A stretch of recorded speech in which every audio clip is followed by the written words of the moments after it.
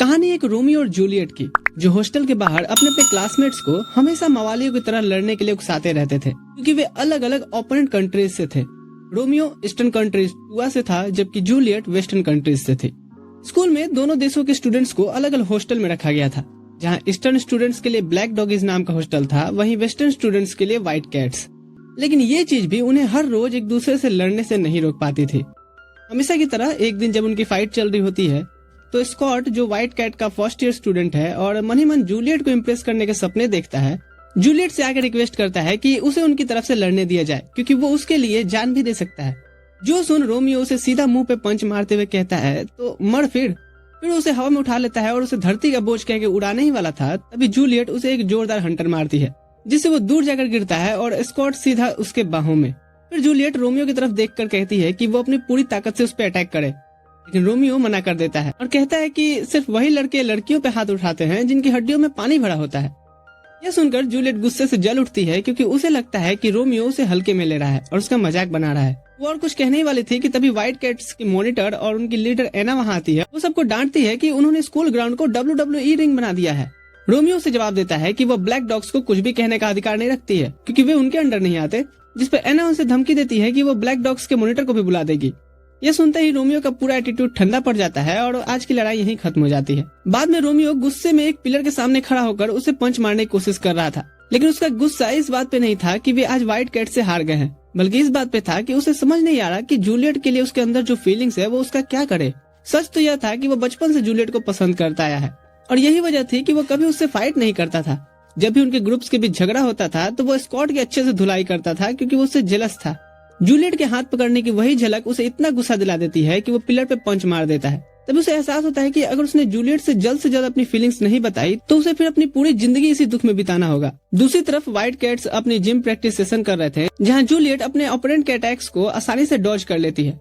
तभी स्कॉट उसके पास आके उसे एक टॉवल पकड़ाता है और कहता है कि उसके स्वॉर्ड स्किल इतने अच्छे हैं कि वो ग्रेनाल्ड को भी टक्कर दे सकती है।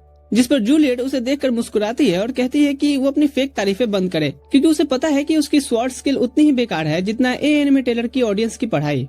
वो आगे कहती है कि उसे और ट्रेनिंग करनी होगी ताकि वो इतनी मजबूत बन सके कि वो इस वर्ल्ड को बदलने की ताकत पा सके। वो नहीं चाहती है कि उसे कोई कमजोर समझे, जैसे रोमियो ने किया था जब उसने उसे फाइट करने से मना कर दिया था। रोमियो का ख्याल आते ही जूलियट इतने गुस्से में आ जाती है कि उसके हाथ में पकड़ा टॉवल ही फट जाता है। रोमियो, जो जिम के बाहर छिपकर ये सब देख रहा था, समझ जाता है कि जूलियट की अचानक उठी नफरत का कारण वही है, भले ही उसने कुछ नहीं सुना था। ये सब देखकर वो सोचने लगता है कि क्या उसे जूलियट के साथ रहने का मौका भी मिलेगा कभी। तभी तो व्हाइट कैट्स जिम के पास आते हैं और 3 छोटे ब्लैक डॉग एलिमेंट्री स्कूल के स्टूडेंट्स को पकड़ लाते हैं। रोमियो तुरंत सुपरमैन बनने वाला था, लेकिन तभी वो अपने कदम रोक लेता है जब देखता है कि जूलियट जिम से बाहर आ रही है। वो दीवार के पीछे से छिपकर सुनने लगता है कि वे लोग क्या कह रहे हैं। व्हाइट कैट्स के स्टूडेंट बताते हैं कि इन बच्चों ने हॉस्टल के दरवाजे पर पेंटिंग कर दी है, इसलिए वे इन्हें सबक सिखाना चाहते हैं। जूलियट बच्चों से पूछती है कि उन्होंने ऐसा क्यों किया, जिस पर एक बच्चा जवाब देता है कि यह बदला था, क्योंकि व्हाइट कैट्स ने उन्हें वीक कहा था।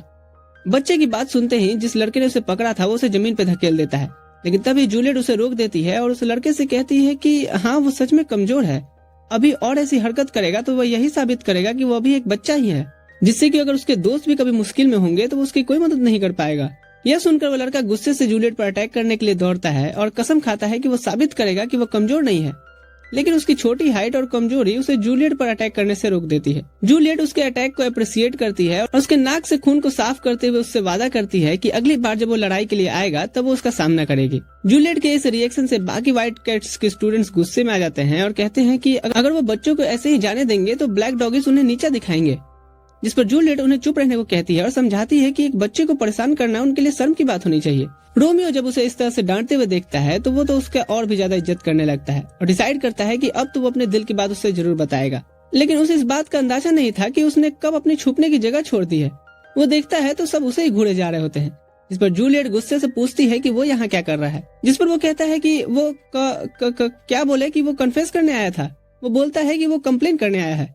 इससे पहले कि वो उससे पूछते हैं किस चीज की, तो वो तुरंत भाग जाता है। जूलियट को इस पे गुस्सा आता है कि वो हमेशा की तरह उसे सिर्फ परेशान करने आया था। जिम के दूसरी तरफ केंटो, कोएत्सुजी और मारू खड़े होते हैं और रोमियो को भागते हुए देख केंटो सोचने लगता है कि वो जिम में क्या कर रहा था। जिस पर कोएत्सुजी उससे कहता है कि वो उस बेवकूफ के बारे में ज्यादा न सोचे और वो इशारा करता है कि जूलियट भी जिम से बाहर आ रही है। उन लोगों के हिसाब से जूलियट हमेशा अपने हॉस्टल से अकेले जाती है, जो कि उसे सबक सिखाने का एक अच्छा मौका है। बाद में जब जूलियट अपने हॉस्टल की तरफ जा रही होती है तो उसे महसूस होता है कि कोई इसका पीछा कर रहा है। वो तुरंत पलटती है और अपने अटैकर का सामना करने के लिए तैयार होती है, लेकिन जैसे ही वो देखती है कि दो बेवकूफ तो यहाँ पे सांस लेने के लिए तड़प रहे होते हैं, क्योंकि उन दोनों ने अपने चेहरे पे प्लास्टिक बैग तो डाल रखे हैं पर उसमें छेद करना ही भूल गए हैं।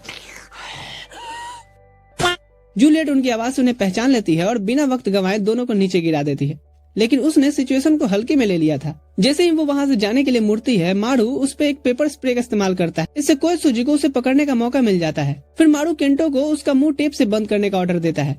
जैसे ही टेप मजबूती से लगा दी जाती है, मारू चाकू निकालता है और उसके कपड़े फाड़ने लगता है, ये कहते हुए कि तुम शायद भूल गई कि तुम एक लड़की हो।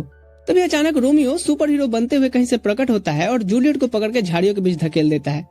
जब जूलियट को फील होता है कि रोमियो ने उसे पकड़ा है तो वो उसे डर कर दूर हो जाती है। रोमियो उसे समझाने की कोशिश करता है कि उसका कोई गलत इरादा नहीं था, लेकिन वो इससे आगे कुछ नहीं कह पाता जब वो देखता है कि जूलियट की आंखों में आंसू आ गए हैं। रोमियो हॉस्टल वापस आता है और मारू, केंटो और कोएत्सुजी की जम की पिटाई करता है। तभी अचानक से मारू के सिर पे एक तीर आकर के लगता है, लेकिन रोमियो को तो सिर्फ तीर पे लगे लेटर की परवाह होती है। वो जूलियट का लेटर था जिसमें उसने उसे फाउंटेन के पास अकेले मिलने को बुलाया है, लेकिन हमारा रोमियो ख्यालों में खो जाता है कि शायद जूलियट उसे प्रपोज करने वाली है। जब वो फाउंटेन पे पहुंचता है तो जूलियट हाथ में 2 तलवार लिए खड़ी होती है, जो उससे सीधे यही पूछती है कि क्या उसने उसे काइंडनेस के कारण बचाया था, और अगर ऐसा है तो यह भी उसके लिए किसी अटैक से कम नहीं था। फिर वो उसे साफ साफ बताती है कि उसे किसी से भी, खास करके रोमियो से, तो उसके लिए काइंड होने की जरूरत नहीं है, क्योंकि इससे वो कमजोर लगती है, जो कि बिल्कुल सच नहीं है। और ये कहते हुए उसकी आंखों से आंसू बहने लगते हैं।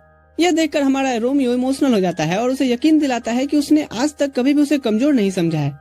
लेकिन जूलियट उसकी बातों पे भरोसा नहीं करती है और कहती है कि वो हमेशा फाइट के दौरान खुद को उसके सामने रोक लेता है, और उसके हिसाब से वो इसलिए करता है क्योंकि वो जेंडर इक्वलिटी में विश्वास नहीं करता और उसे कमजोर समझता है। मतलब ये अपने एक अलग ही डिल्यूजन में जी रही है। तभी रोमियो को एहसास होता है कि जूलियट का स्ट्रॉन्ग और इंटेलिजेंट बनने का पैशन इसलिए है क्योंकि लड़की होने की वजह से पिता का टाइटल और रिस्पेक्ट उसे विरासत में नहीं मिल सकता।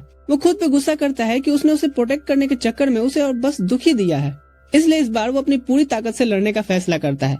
जैसे उनकी तलवारें टकराती हैं, रोमियो अचानक से जूलियट से कह देता है कि वो उससे प्यार करता है।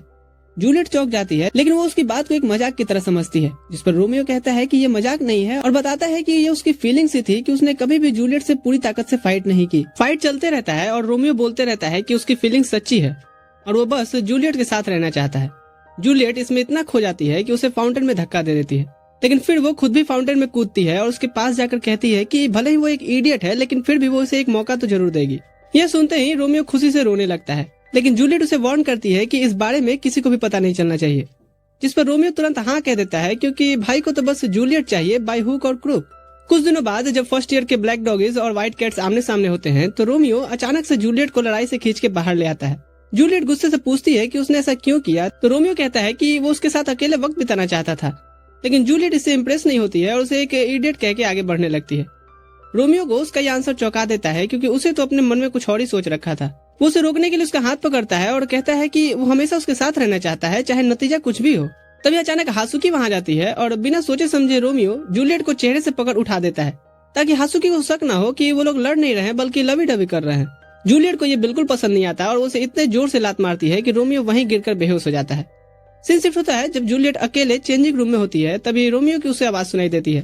पहले तो उसे लगता है कि शायद उसका भ्रम होगा, लेकिन जैसे ही वो खिड़की की तरफ मुड़ती है वहाँ उसे एक स्पाइडरमैन की तरह रोमियो लटका हुआ दिखता है, जिसे देखकर वो जोर से चिल्ला पड़ती है।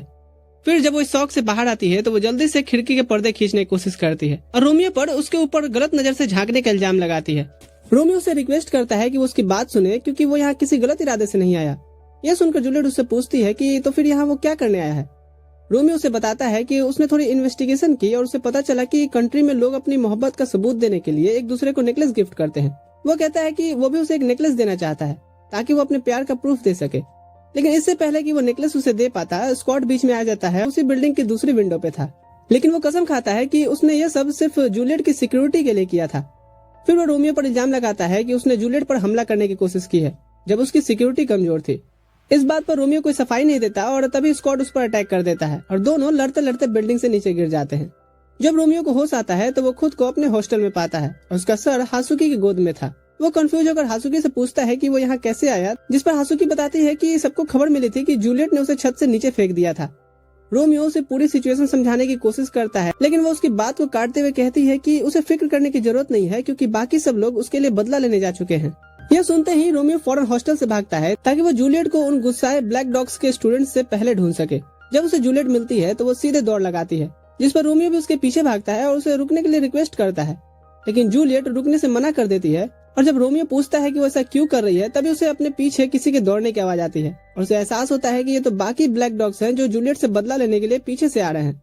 रोमियो उन्हें रोकने की कोशिश करता है, लेकिन अचानक से स्कॉट अपनी फेसिंग स्वॉर्ड लेकर के उस पर हमला कर देता है।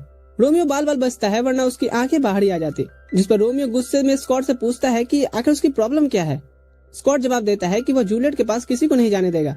इसके साथ ही वो यहाँ पे कुछ व्हाइट कैट्स के स्टूडेंट्स को भी लेकर के आया था। यह सुनकर ब्लैक डॉग इस कसम खाते हैं कि आज पहले तो इन्हें ही सबक सिखाएंगे। इससे पहले कि रोमियो उन्हें रोक पाता, दोनों ग्रुप्स एक दूसरे पे हमला कर देते हैं। फिर रोमियो पर स्कॉट के साथ और 2 लड़के हमला करते हैं और वो उन्हें इतनी जोर से लात मारता है कि उसके हाथ में रखी नेकलेस ही टूट जाती है। जैसे उसे एहसास होता है कि नेकलेस टूट गई है तो उसका दिमाग पूरी तरह से ब्लैंक हो जाता है। वो बिना कुछ सोचे समझे ही एक स्टैचू की तरफ बढ़ता है और अचानक उस स्टैचू को उठा करके बेसबॉल बैट की तरह घुमाने लगता है। आसपास के लोग देख करके हैरान रह जाते हैं, क्योंकि वह स्टैचू को ऐसे उठा लेता है जैसे वो एकदम हल्का हो। उसे इस तरह से स्टैचू को चारों तरफ घुमाते हुए सब डरकर चिल्लाने लगते हैं कि वह रुक जाए, लेकिन रोमियो उस वक्त तो ऑटो पायलट मोड में था। उसकी इस हरकत में व्हाइट कैट्स के साथ साथ उसने ब्लैक डॉग्स की भी हड्डियां तोड़ दी थी। उस रात उसे एज ए पनिशमेंट गार्डन की पूरी घास काटने के लिए कहा गया था। जब वह काम कर रहा होता है तभी जूलियट वहां आती है और उसे डिमांड करती है कि वो उसे बोट में लेक के बीच में लेकर के चले। रोमियो बिना किसी सवाल के मान जाता है और लेक के बीच में पहुंचकर कहता है कि उसे खुशी है कि उन्हें आखिरकार कुछ अकेले में टाइम बिताने का मौका मिला। जूलियट गले से नेकलेस निकाल ली थी। फिर रोमियो से कहता है कि अगर वो चाहे तो इस नेकलेस को लेक में फेंक सकती है, वो शहर से जाकर इससे भी बेहतर नेकलेस ला देगा। लेकिन जूलियट ऐसा नहीं करती है, बल्कि उससे कहती है कि वो अपनी आंखें बंद करे। रोमियो उसकी बात मानकर आंखें बंद करता है। तभी उसे एहसास होता है कि जूलियट उसके बहुत करीब आ चुकी है। जब वो अपनी आंखें खोलता है तो जूलियट का चेहरा परफेक्ट किसिंग पोजीशन में होता है। यह देखते ही वो अजीब रिएक्ट करने लगता है। जूलियट उसकी इस हरकत से पीछे हटकर शिकायत करती है कि वो कभी उसकी बातें नहीं सुनता।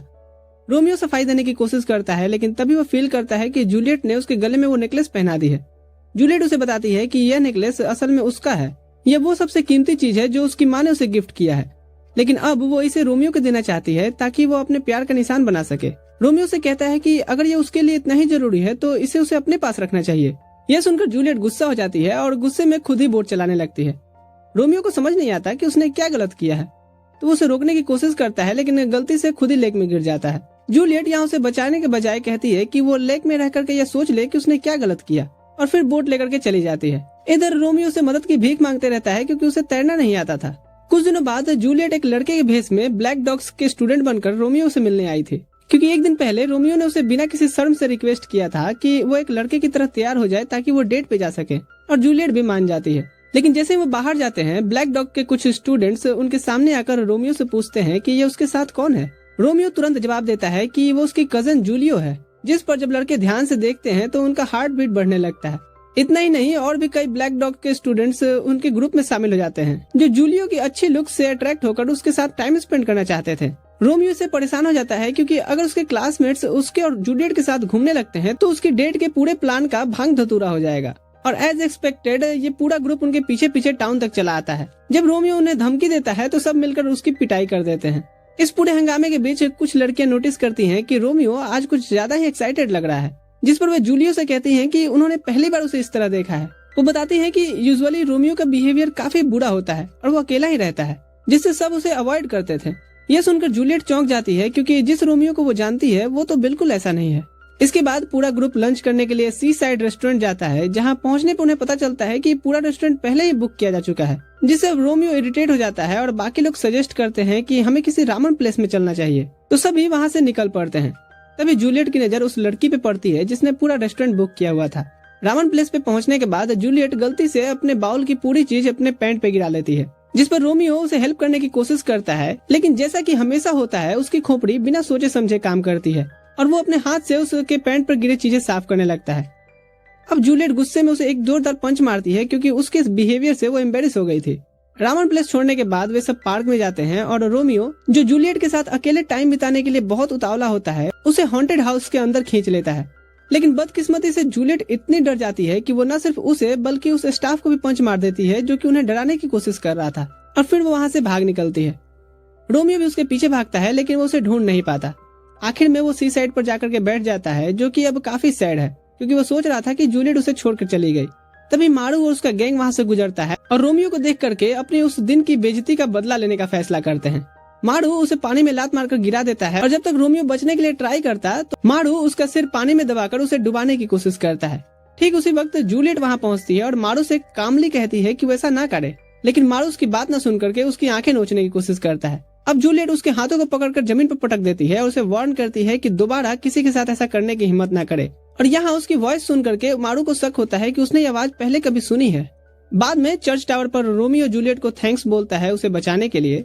फिर उससे पूछता है कि क्या वो इस बात से नाराज है कि उनकी डेट प्लान के मुताबिक नहीं गई, जिस पर जूलियट उसे ट्रस्ट दिलाती है कि वो नाराज नहीं है। वो कहती है कि वो आगे भी एक और डेट पर जाने के लिए तैयार है, जिससे रोमियो काफी खुश हो जाता है। लेकिन उसकी खुशी ज्यादा देर तक नहीं टिक पाती क्योंकि अचानक स्कॉट वहाँ जाता है, जिससे रोमियो और जूलियट को फिर से वहाँ फाइट करने का नाटक करना पड़ता है। 1 महीने बाद रोमियो जूलियट से कहता है कि परसों के दिन फ्री रहना क्योंकि उस दिन उनकी 1 मंथ की एनिवर्सरी होगी। जूलियट यह प्रॉमिस करती है कि ठीक है वो टाइम निकालेगी, लेकिन तभी हासुकी और स्कॉट वहाँ पहुँच जाते हैं, जिस पर रोमियो और जूलियट को तुरंत फिर से एक फाइट का नाटक करना पड़ता है। जब वो आखिरकार रुकते हैं तो स्कॉट और हासुकी से पूछते हैं कि दोनों उन्हें क्यों ढूंढ रहे हैं, जिस पर स्कॉट बताता है कि प्रिंसेस चार, जिसे सब ट्रायंट प्रिंसेस के नाम से भी जानते हैं, वो स्कूल लौट आई है। उसी वक्त चार के लौटने की खबर पूरे स्कूल में आग की तरह फैल जाती है और व्हाइट कैट्स पूरी तरह से सनसनी में आ जाते हैं। वे जल्दी से जगह को अरेंज करने लगते हैं और यहाँ तक कि एक रेड कारपेट भी बिछा देते हैं ताकि चार उन पर ऐसे चल सके जैसे इंग्लैंड की क्वीन हो। चार जब इस रेड कारपेट पर चलती है तो अचानक से स्कॉट के सामने आकर के रुक जाती है और उससे जबरदस्ती एक जोक सुनाने के लिए कहती है, लेकिन वो ये भी कहती है कि अगर उसका जोक बोरिंग हुआ तो वो उसे मारेगी। स्कॉट के पास कोई ऑप्शन नहीं होता है तो वो मान जाता है, लेकिन जैसे ही वो जोक सुनाने के लिए मुंह खोलता है, चार उसे एक चमाटा जड़ देती है। स्कॉट गुस्से से पूछता है कि उसने बिना जोक सुने ही उसे क्यों मारा, जिस पर चार एटीट्यूड में कहती है कि उसने गलत तरीके से मुंह खोला। इधर जूलियट चार की तरफ बढ़ती है और उसे स्कूल में वापस आने पर वेलकम करती है। तभी चार का ध्यान रोमियो और बाकी ब्लैक डॉग्स के स्टूडेंट्स पे जाता है। वो इस बात की शिकायत करती है कि उन्होंने व्हाइट कैट्स की तरह उनका वेलकम क्यों नहीं किया, जिस पर रोमियो रूडली कहता है कि वो उसके लॉयल सर्वेंट जैसे नहीं है जिन्हें वो जैसे चाहे वैसे ऑर्डर दे सके। चार हंसती है और कहती है कि अगर वो चाहे तो रोमियो को भी अपने हिसाब से चला सकती है। यह सुनकर रोमियो उस पर अटैक करने की कोशिश करता है, यह प्रूफ करने के लिए कि उसे डरता नहीं है। लेकिन इससे पहले कि उस पर वार करता, चार कॉन्फिडेंटली कहती है कि वो जूलियट को डेट कर रहा है ना। यह सुनते ही रोमियो के हाथ वहीं रुक जाते हैं, लेकिन जब वो इस बात को डिनाई करने की कोशिश करता है तो चार उसे याद दिलाती है कि उसने जूलियट को एक लड़के के रूप में ड्रेसअप कराया था, जिससे रोमियो पूरी तरह से शॉक्ड रह जाता है। तब भी वो यहाँ पे सब कुछ डिनाई कर रहा था। अब यहाँ पे चार उसके और जूलियट की एक तस्वीर निकाल करके दिखा देती है और यह देखकर रोमियो इतना हैरान हो जाता है कि वो पीछे की तरफ गिर पड़ता है। वहाँ खड़े बाकी सब लोग और भी ज्यादा हैरान हो जाते हैं कि चार ने उसे ऐसा क्या दिखा दिया कि ये 4 मिनट भी नहीं टिक पाया। इसके बाद चार उसके पास आकर कहती है कि वो किसी से कुछ नहीं कहेगी अगर रोमियो उसका लॉयल सर्वेंट बनने के लिए तैयार हो जाता है तो। रोमियो जो कि ब्लैक डॉग्स का लीडर था, उसके लिए ऐसा करना बिल्कुल एक शर्मनाक बात थी, लेकिन क्योंकि उसे अभी अपनी रिलेशनशिप को सीक्रेट बनाए रखना है तो वो मजबूरन मान जाता है। चार सबसे पहले उसे सबके सामने उसे मसाज करने के लिए कहती है, जो देख करके बाकी लोग शॉक में आ जाते हैं। लेकिन रोमियो इतने गुस्से में होता है कि उसे इस बात पर ध्यान ही नहीं जाता। जब वो अचानक ऊपर देखता है तो उसे जूलियट की तिरछी नजरें फील होती हैं, जिससे वो अब और ज्यादा डर जाता है कि कहीं उसने उसे डिसअपॉइंट तो नहीं किया। तभी अचानक हासुकी उस पर कूद कर उसे थप्पड़ मारने लगती है और कहती है कि वो अपने होश में आए, क्योंकि उसे किसी भी साइज के कप की लालच नहीं करनी चाहिए। बाकी ब्लैक डॉगीज भी रोमियो से नाराज होते हैं क्योंकि उन्हें लगता है कि वो चार के चार्म्स से कंट्रोल हो रहा है। बाद में चार रोमियो को एक सीक्रेट जगह पे ले आती है और उससे कहती है कि वो जब भी एक सीटी बजाएगी रोमियो को उसके पास दौड़ कर आना होगा।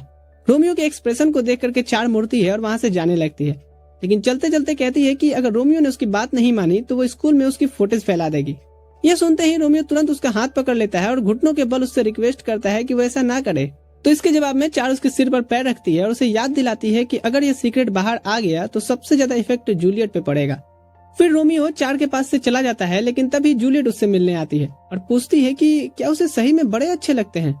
यह कहते हुए वो खुद में इनसिक्योरिटी फील करती है। रोमियो जल्दी से उसे एक्सप्लेन करने की कोशिश करता है कि उसे चार में कोई इंटरेस्ट नहीं है, लेकिन तभी चार सीटी बजा देती है और रोमियो उसके पीछे भागने पर मजबूर हो जाता है। जाने से पहले वो जूलियट से कहता है कि वो कुछ इशू सॉल्व करके वापस आएगा, और यहाँ पर वो इशू ये था कि अब उसे चार का सर्वेंट बनना पड़ा है, क्योंकि वो घमंडी प्रिंसेस उसे पूरे स्कूल के सामने बेइज्जत करना चाहती थी। सभी लोग जो ये देख रहे थे रोमियो से डिसअपॉइंट हो जाते हैं और उसे धोखेबाज मानते हैं। इसी बीच मारू कहता है कि टाइम है रोमियो की पब्लिकली बेइज्जती करने का। दिन भर यही चलता रहता है कि जब भी रोमियो जूलियट से बात करने की कोशिश करता है, चार अपनी सीटी बजा देती है और वो उसका काम करने के लिए भाग जाता है। शाम होते ही रोमियो जूलियट से मिलने जाता है, लेकिन वो हैरान हो जाती है जब देखती है कि वो बिना शर्ट के है और उसके शरीर पर हिरन के सिंग चिपके हुए हैं। जूलियट फिक्रमंद होकर पूछती है कि ये सब क्या हो रहा है, लेकिन रोमियो कहता है कि वो डिटेल नहीं बता सकता, बस इतना जान लो कि वो उसकी प्रोटेक्शन के लिए किसी भी हद तक जाएगा। जूलियट को ये सब अजीब लगता है, लेकिन वो उसे हार ना मानने की सलाह देती है और उसे दूर धकेल देती है, क्योंकि बार फिर से 4 की सीटी बजी थी। रोमियो जब 4 के पास पहुंचता है तो व्हाइट कैट्स भी वहां पे थे। अब यहाँ पे रोमियो डिसाइड करता है कि उसे भी अब इस खेल को खेलना होगा, जब तक कि उसे 4 के खिलाफ कोई ब्लैकमेलिंग मटेरियल न मिल जाए। बाद में जब वो अपने हॉस्टल में लौटता है तो देखता है कि उसके सभी सामान को बाहर फेंक दिया गया है और सभी उसे गद्दार समझ रहे थे। मारू और उसकी टीम बताते हैं कि सिर्फ हासुकी ही है जो उसे बेइज्जत करने से रोक रही है, क्योंकि उसे लगता है कि 4 के पास रोमियो की कोई ऐसी चीज है जिससे वो उसे ब्लैकमेल कर रही है। यहाँ रोमियो हासुकी का थैंक्स कहता है उसे समझने के लिए। अगले दिन रोमियो 4 का सर्वेंट डॉग बन रहा था और उसकी हर डिमांड पूरी कर रहा था। यह सिलसिला 2 दिन तक चलता है, लेकिन तीसरे दिन वो 4 के रूम में चोरी छुपे घुसकर उसके खिलाफ कोई सबूत ढूंढ रहा था। पर 4 को पहले से ही शक होता है, इसलिए वो अचानक से कमरे में आ जाती है और रोमियो तुरंत से छिप जाता है। पर 4 हर छुपने की जगह को चेक करने लगती है, लेकिन वो उसे कहीं नहीं मिलता। तभी उसे अचानक से याद आता है कि उसने एक जगह तो देखा ही नहीं। जैसे ही उस जगह को चेक करने जाती है, वहाँ सच में रोमियो छिपा हुआ था और यह थी मिरर के पीछे की एक सीक्रेट कंपार्टमेंट, जहाँ कई सारी तस्वीर रखी हुई थी जो जूलियट की बचपन से लेकर के अब तक की होती है। और यहाँ पर खुलासा होता है कि 4 सीक्रेटली जूलियट से प्यार करती थी और चुपके से उसकी तस्वीर लेती रहती थी। यह देखकर रोमियो चौंक जाता है और कहता है कि 4 ने यह सब सिर्फ इसलिए किया ताकि जूलियट उससे दूर न हो जाए। यह सुनकर 4 गुस्से में उस पर अटैक करती है, लेकिन रोमियो उसकी सभी अटैक्स को डॉज कर देता है, जिस पर 4 उसे पकड़कर दीवार से धक्का देती है और कहती है कि वो उसके फीलिंग्स का मजाक न बनाए, क्योंकि वो कभी भी उसे नहीं समझ सकता। फिर यहाँ पर 4 रोने लगती है और रोमियो से रिक्वेस्ट करने लगती है कि वो प्लीज जूलियट को उससे दूर न ले जाए, क्योंकि जूलियट उसकी जिंदगी में सबसे ज्यादा इम्पोर्टेंट इंसान है। तभी बाहर से जूलियट की आवाज सुनाई देती है, जिसे सुनकर 4 पैनिक करने लगती है। उसे लगता है कि अब उसका सारा सीक्रेट एक्सपोज हो जाएगा और जूलियट उससे नफरत करने लगेगी, लेकिन रोमियो उसे शांत करवाते हुए कहता है कि ये सब कुछ ठीक रहेगा। वो 4 से कहता है कि वो जूलियट को अंदर आने से थोड़ी देर रोक के रखे। 4 दरवाजा खोलकर उसे अंदर आने से रोक रही होती है, लेकिन जूलियट फिर भी अंदर आ जाती है। रोमियो पहले ही वापस उस सीक्रेट कंपार्टमेंट में जाकर छुप चुका था और जो भी उसने फोटोज जमीन पे गिरा रखी थी उसे भी अपने साथ ले जाता है। यह सब देख करके 4 को अब थोड़ी सी राहत मिलती है और जैसे ही वो जूलियट को अपने बाल ब्रश करते देखती है, वो अपने डर को उसके सामने कन्फेस कर देती है। 4 बताती है कि उसे स्कूल में वापस लौटने में डर लग रहा था, क्योंकि उसे लगा था कि शायद जूलियट अब उसकी दोस्त नहीं रहना चाहती, जिस पर जूलियट उसे आश्वासन दिलाती है कि चाहे कुछ भी हो वो हमेशा उसकी दोस्त रहेगी। यह सुनकर दोनों इमोशनल हो जाती हैं और फिर जूलियट वहाँ से चली जाती है। इसके बाद 4 वापस उस सीक्रेट कंपार्टमेंट को खोलती है और रोमियो को बाहर निकालती है। फिर उसे पूछती है कि आखिर उसने उसका सीक्रेट क्यों छुपाया, जिस पर रोमियो हल्का सा मुस्कुरा कर कहता है ताकि मैं ब्लैकमेल से ब्लैकमेल को काट सकूं। उस रात रोमियो लेक के पास जूलियट से मिलता है और बातचीत के दौरान उसकी नजर जूलियट के गले में पड़े एक नेकलेस पर जाती है।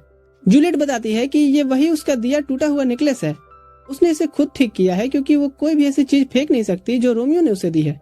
यह सुनकर रोमियो इमोशनल हो जाता है और उसकी आंखों में आंसू आ जाते हैं। इधर इस पूरे सीन को 4 दूर से देख रही होती है और सोचती है कि आखिर जूलियट जैसी स्मार्ट लड़की को रोमियो जैसे लूजर में क्या दिखता है। कुछ हफ्तों बाद जूलियट ब्लैक डॉगी हॉस्टल में अपने अवतार जूलियो के रूप में थी। रोमियो ने उसे यहाँ बुलाया था क्योंकि वो खुद हॉस्टल से बाहर नहीं जा सकता। दरअसल बात यह है कि उन सभी का अभी एनुअल स्टडी कैंप चल रहा है। वही मारू और उसकी गैंग का कोई इरादा नहीं था स्टडी कैंप ज्वाइन करने का, लेकिन जैसे ही मारू वहाँ जूलियो को देखता है तो वो अपना मन बदल लेता है। रोमियो उसे देखकर गुस्से से कहता है कि वो यहाँ से चला जाए, लेकिन मारू भी पीछे हटने वालों में से थोड़ी है। वो कहता है कि उसे यह डिसाइड करने का हक नहीं है कि कौन स्टडी कर सकता है और कौन नहीं, जिस पर दोनों फिर लड़ने ही वाले होते हैं कि तभी हासुकी वहाँ एक मेगाफोन के साथ आती है और सभी को ऑर्डर देती है कि वो अपनी सीट्स पर बैठ जाएं, क्योंकि स्टडी कैंप शुरू होने वाला है। हासुकी का ये एटीट्यूड देख जूलियट हैरान रह जाती है, तो रोमियो उसे समझाता है कि जैसे हेनरी केवल चड्डी पहनकर सुपरमैन बन जाता है, वैसे ही हासुकी भी जब अपने चश्मे लगाती है तो एक पूरी डिफरेंट वर्जन में बदल जाती है। वो कहता है कि भले ही हासुकी देखने में एक स्टूपिड जैसी लगे, लेकिन वो अब तक की उससे मिली स्मार्ट लड़की है, ऑफ कोर्स जूलियट के बाद, वरना अभी उसकी पिटाई हो जाती। और वो इतनी काइंड भी है कि अपने नॉलेज को बेवकूफ लोगों के साथ शेयर भी करती है। इसके बाद हासुकी सभी को टेस्ट पेपर बांटती है और रोमियो सोचता है कि यही अच्छा मौका है अपनी एकेडमिक स्किल्स दिखा करके जूलियट को इम्प्रेस करने का। पर जैसे ही वो पहला सवाल पढ़ता है तो वो तो नींद में ही चला जाता है। यह देखकर हासुकी उसे जगह हो रखने के लिए आंखों पर क्लिप्स लगा देती है ताकि उसकी आंखें जबरदस्ती खुली रहें, लेकिन जब इससे भी कोई फायदा नहीं होता तो वो पूरी की पूरी क्लिप्स उसके चेहरे पे भर देती है। शाम होते ही रोमियो जूलियट को सेफली वापस उसके हॉस्टल तक पहुंचाने के लिए उसे सीक्रेट रास्ते से लेकर जाता है। जैसे ही जूलियट चली जाती है, हासुकी वहाँ पहुँचती है और दिन भर की बातों पर चर्चा करते हुए उससे कहती है कि उसे अच्छा लगा कि रोमियो वापस अपने पुराने अंदाज में आ गया है, क्योंकि पिछले कुछ दिनों से वो ऐसे बिहेव कर रहा था जैसे कोई सीक्रेट छुपा रहा हो। रोमियो यह सुनकर थोड़ा चौंक जाता है, लेकिन तुरंत उसे भरोसा दिलाने की कोशिश करता है कि वो उससे कुछ भी नहीं छुपा रहा, जिस पर हासुकी कहती है कि हाँ, वो हमेशा उस पर विश्वास करेगी, और फिर वहाँ से चली जाती है। थोड़ी देर बाद चार अचानक से रोमियो के पीछे आकर के उसका गला दबाने लगती है और उससे शिकायत करती है कि उसने जूलियट को अपने हॉस्टल में एक लड़के के रूप में छुपा कर रखा। वो उसे ब्लेम करती है कि वो एक धोखेबाज है, क्योंकि उसने उसे हासुकी के साथ भी देख लिया, जिस पर रोमियो सफाई देता है कि वो और हासुकी सिर्फ अच्छे दोस्त हैं।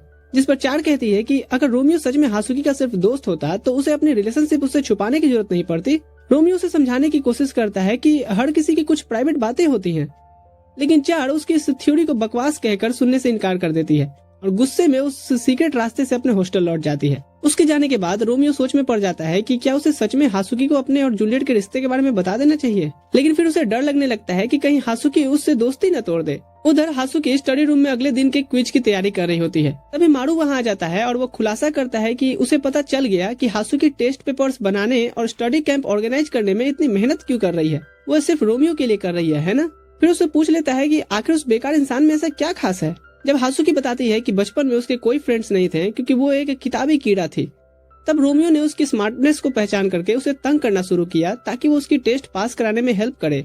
जिस पर जब हासुकी ने उसकी हेल्प की और रोमियो का अच्छा स्कोर आया तो वो इतना खुश हो गया कि उसने डिक्लेयर कर दिया कि अब से हासुकी उसकी फ्रेंड होगी, और उसके बाद से ही लोग उसे भी नोटिस करने लगे। मारू उसे ताना मारता है कि उसने खुद ही सबको दिखा दिया कि वो रोमियो की अटेंशन पाने के लिए उत्सुक है, लेकिन हासुकी इसका जवाब उसे देते हुए कहती है कि तुम मेरी फीलिंग्स को नहीं समझ सकते। इसके बाद जब मारू वहाँ से चला जाता है तो रोमियो, जो कि पूरी बातचीत सुन रहा था, रूम के अंदर आता है और उसके एक्सप्रेशन को देख करके हासुकी समझ जाती है कि उसने सब कुछ सुन लिया है, जिससे वो थोड़ी एम्बेरस फील करने लगती है। क्योंकि रोमियो काफी भोला था तो वो सीधे सीधे पूछ बैठता है कि आखिर उसने उसके लिए इतना कुछ क्यों किया, जिस पर हासुकी खुद की फीलिंग्स कन्फेस करते हुए बताती है कि वो उससे प्यार करती है। रोमियो को ये सुनकर गिल्ट महसूस होने लगता है और वो उसे बताता है कि वो उसकी फीलिंग्स एक्सेप्ट नहीं कर सकता क्योंकि वो पहले से ही जूलियट के साथ रिलेशनशिप में है। साथ ही वो इस बात को छुपाने के लिए उससे माफी भी मांगता है। तुरंत से हासुकी ये बात पूरे हॉस्टल में अनाउंस करने की कोशिश करती है, जिससे बचने के लिए रोमियो जल्दी से अपना हाथ उसके मुंह पे रख देता है, जिससे हासुकी थोड़ी शांत होती है। फिर वो बताती है कि अभी वो शॉक्ड फील कर रही है बात सुन करके। ये सुनकर रोमियो को लगता है कि चलो उसका सीक्रेट अब भी सेफ है, लेकिन तभी हासुकी सामने आ जाती है और उससे कहती है कि उसने ब्लैक डॉगी के रूल्स को तोड़ा है क्योंकि उसने एक व्हाइट कैट से प्यार कर लिया है। इतना ही नहीं, वो तो उसे मर जाने के लिए भी कहती है और उसे ऑफर करती है कि वो खुद ही उसका गर्दन काटेगी ताकि उसे दर्द न हो। ये सुनकर रोमियो डर के मारे वहाँ से भागने लगता है और हासुकी उसके पीछे दौड़ रही थी। जैसे ही वो दोनों भागते हैं, केंटो और काइत्सुजी अपने अपने रूम से बाहर आकर के देखते हैं कि आखिर क्या चल रहा है, और फिर जैसे ही रोमियो वहाँ पहुँचता है, हासुकी उस पर वार करने की कोशिश करती है। रोमियो तो साइड में हट जाता है, पर उसकी तलवार केंटो और काइत्सुजी के कपड़े काट देती है और दोनों वहीं बिना कपड़ों के खड़े रह जाते हैं। इसके बाद जैसे ही हासुकी और रोमियो खिड़की से बाहर कूदते हैं, मारू अपने रूम से बाहर आता है और अपने फ्रेंड्स को बिना कपड़ों में देख करके उनसे बिना कुछ सवाल किए अपने रूम में चला जाता है और दरवाजा अंदर से लॉक कर देता है। उधर व्हाइट कैट हॉस्टल से जूलियट खिड़की से बाहर देख रही होती है क्योंकि उसे कुछ शोर सुनाई दे रहा था, और जब वो देखती है कि रोमियो को हासुकी दोहरा रही है तो वो देखने के लिए उसके पीछे जाती है कि आखिर क्या हुआ है। आगे जाकर के उसे एक पेड़ की डाल पे लटके हुए वो दिखता है तो उसे पूछती है कि आखिर हासुकी उसका पीछा क्यों कर रही है, जिस पर रोमियो बताता है कि उसने जब हासुकी को अपने रिलेशनशिप के बारे में बताया तो वो पूरी तरह से पागल हो गई है। और जैसे ही जूलियट पूछती है कि वो अब इस सिचुएशन को कैसे हैंडल करेगा, तभी पीछे से हासुकी वहाँ आ जाती है और रोमियो और जूलियट को साथ में देख करके हासुकी तो और भी ज्यादा गुस्सा हो जाती है। वो उस पर अटैक करने की कोशिश करती है, लेकिन रोमियो जल्दी से साइड हट जाता है, जिससे वो गलती से जूलियट को गिरा देता है। अब यहाँ पर दोनों एक कैजुअल पोजीशन में गिरते हैं, जिस पर हासुकी बिना देरी के उन दोनों पर अटैक कर देती है क्योंकि उसे लगता है कि वो दोनों बेशर्मी से उसके सामने फ्लर्ट कर रहे हैं। लेकिन तभी चार वहाँ आकर के हासुकी को रोक देती है, जिससे रोमियो को मौका मिल जाता है कि वो हासुकी को पकड़ सके। जूलियट चार को यहाँ पर देख करके हैरान थी और उसे सवाल पूछती है कि वो यहाँ क्या कर रही है, जिस पर चार ये रिवील करती है कि उसे पहले से ही उसके और रोमियो के रिलेशनशिप के बारे में पता था और वो उसे सिर्फ इसलिए फॉलो कर रही थी ताकि उसे सेफ रख सके। इसके साथ ही वो ये भी बताती है कि वो रोमियो को मारने आई है। अचानक रोमियो जूलियट को पकड़ के वहाँ से भाग जाता है क्योंकि उसे अब अपनी जान के लाले पड़ चुके हैं। लेकिन कुछ ही देर में भागते भागते वो एक खाई के किनारे आ जाता है जहाँ उसके पास आगे जाने का कोई रास्ता नहीं बचता, जिस पर जूलियट उसे सजेस्ट करती है कि अब भागने का कोई फायदा नहीं है, उन्हें गर्ल्स का सामना करना चाहिए क्योंकि शायद अगर वो उनसे बात करे तो उनका मन बदल जाए। और फिर जब गर्ल्स वहाँ पहुँचती हैं तो रोमियो खुद को कायर मानते हुए कहता है कि वो अब और नहीं भागेगा और हासुकी का सामना करेगा, जिसके जवाब में हासुकी गुस्से से उस पर चार्ज कर देती है और रोमियो, जो कि अपनी आर्मर पर पूरा भरोसा करता था, साइड हटने की कोशिश भी नहीं करता है, जिससे डायरेक्ट वो उसके वार का शिकार बन जाता है। लेकिन लकीली तलवार नकली होती है, जिससे सिर्फ हल्की सी चोट लगती है और सिर से थोड़ा सा ब्लीड होता है। लेकिन रोमियो को इससे कोई खास फर्क नहीं पड़ता और वो कहता है कि वो हासुकी से दोस्ती बनाए रखना चाहता है। ये सुनते ही हासुकी रोने लगती है और उसे बताती है कि वो उससे कितना नफरत करती है। इसी दौरान अचानक से जूलियट का बैलेंस बिगड़ता है और वो खाई से नीचे गिरने लगती है। यह देखकर रोमियो बिना कुछ सोचे समझे उसके पीछे कूद पड़ता है, ये भूल करके कि उसे तैरना ही नहीं आता। वो तो लकीली हासुकी और चार भी उनके पीछे कूद जाती हैं और उन्हें बचा लेती हैं। थोड़ी देर बाद जब रोमियो की आंखें खुलती है तो वो कंफर्म करता है कि सब सेफ है ना। लेकिन अगले ही पल हासुकी उसे उसके बेवकूफी भरे कामों के लिए डांटने लगती है, जिस पर रोमियो से माफी मांगता है और बताता है कि उसने बिना सोचे समझे सिर्फ जूलियट को बचाने के लिए छलांग लगाई थी। ये सुनकर हासुकी को एहसास होता है कि रोमियो के अंदर जूलियट को लेकर के फीलिंग्स सेम वैसे ही है जैसे फीलिंग्स उसके अंदर रोमियो को लेके हैं, और ये सोच करके उसके आंखों में दोबारा आंसू आ जाते हैं। अगले दिन रोमियो अपने रूम में बड़े ही सावधानी से बाहर निकलता है, क्योंकि उसे डर होता है कि हासुकी ने सबको उसका सीक्रेट बता दिया होगा। लेकिन जब भी कोई उससे अलग तरीके से ट्रीट नहीं करता और हासुकी भी ऐसे बिहेव करती है जैसे कुछ नहीं हुआ, तो उसे काफी राहत महसूस होता है। कुछ हफ्तों बाद रोमियो जूलियट को एक इक्विपमेंट स्टोरेज में ले आता है और उसे एक लंच बॉक्स तैयार करने के लिए कहता है। जूलियट पहले तो सरप्राइज फील करती है और साथ ही उसे थोड़ी राहत भी मिलती है, क्योंकि उसे लगा था कि रोमियो उसे यहाँ किसी और मकसद से लाया है। लेकिन जब उसे पता चलता है कि बस एक सिंपल लंच बॉक्स ही बनाना है, तो वो तैयार हो जाती है। लेकिन दिक्कत ये होती है कि जूलियट ने अपनी लाइफ में कभी कुछ भी कुक नहीं किया। वो किचन में ट्राई कर रही होती है, तभी सेफ वहाँ आती है यह कंफर्म करने के लिए कि वो सच में खाना ही बना रही है या फिर कपड़ा धो रही है। तभी ओवन की सीटी बजती है जो सिग्नल देती है कि उसकी कुकीज तैयार हो चुकी है। लेकिन जैसे ही वो ओवन खोलती है तो देखती है कि सारी कुकीज तो जल गई थी। यह देख करके अब वो और भी डिसअपॉइंट फील करने लगती है, क्योंकि उसे पता होता है कि रोमियो उसके लंच बॉक्स को लेकर के कितना एक्साइटेड था।